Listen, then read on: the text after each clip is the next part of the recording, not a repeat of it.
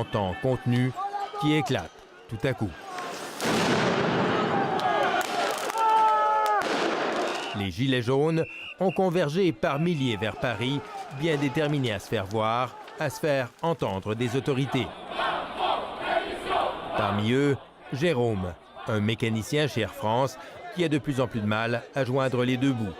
Une situation résumée en chiffres sur son gilet. Mon salaire qui augmente pas, j'ai pris 2% d'augmentation en 5 ans. Il y a tout qui augmente. Je pense que le prix du carburant, c'est la goutte d'eau, comme on dit, qui a fait déborder le vase. Et là, on en est là. Une baisse du pouvoir d'achat que ressentent encore plus durement bien des retraités, comme Daniel Morin, très en colère contre le président Macron. C'est un banquier, et c'est ni plus ni moins qu'un banquier. Et il nous prend vraiment pour des idiots, et là, ça devient insupportable. Les manifestants voulaient défiler place de la Concorde, non loin de l'Assemblée nationale et du palais présidentiel. Impensable pour les autorités qui ont déployé plusieurs milliers de policiers dans la capitale pour les en empêcher. Alors, les Gilets jaunes ont investi les Champs-Élysées. Ils s'y sont installés, ont érigé des barricades, souvent enflammées. Ils ont défendu leur position à coups de pavés avant d'en être délogés. Puis, de recommencer un peu plus loin. Gaz lacrymogène et canons à eau contre projectiles improvisés. Un air de champ de bataille sur la plus belle avenue du monde, des affrontements violents qui ont choqué plus d'un manifestant. On ne s'attendait pas aujourd'hui à tous ces débordements, ces feux, etc. C'est très dangereux, c'est très dangereux. Au départ, initiative pacifique venue de la base, le mouvement des Gilets jaunes est en train de donner lieu aux émeutes les plus violentes de la présidence d'Emmanuel Macron. Un mouvement d'autant plus dangereux pour les autorités françaises qu'il n'a pas de véritable dirigeant avec qui négocier. Les affrontements se sont poursuivis toute la journée et une bonne partie de la soirée. Beaucoup de dommages et quelques dizaines de blessés, mais moins de manifestants que samedi dernier.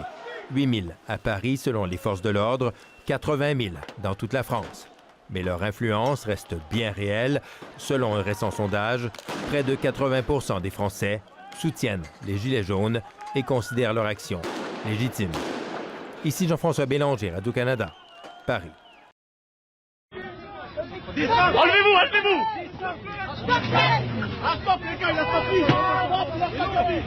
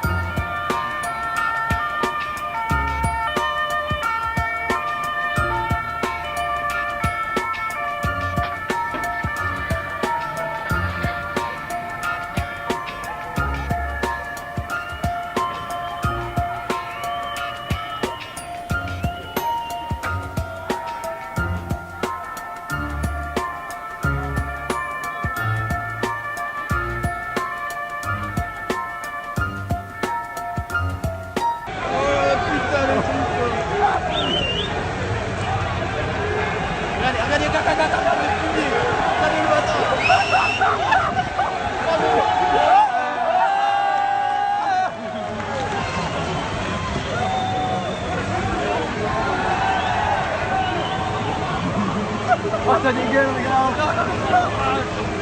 Voilà, il a une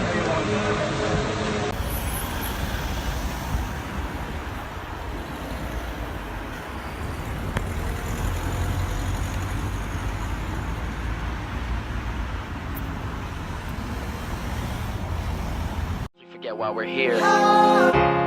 It's easy to fall off track. These help us remember.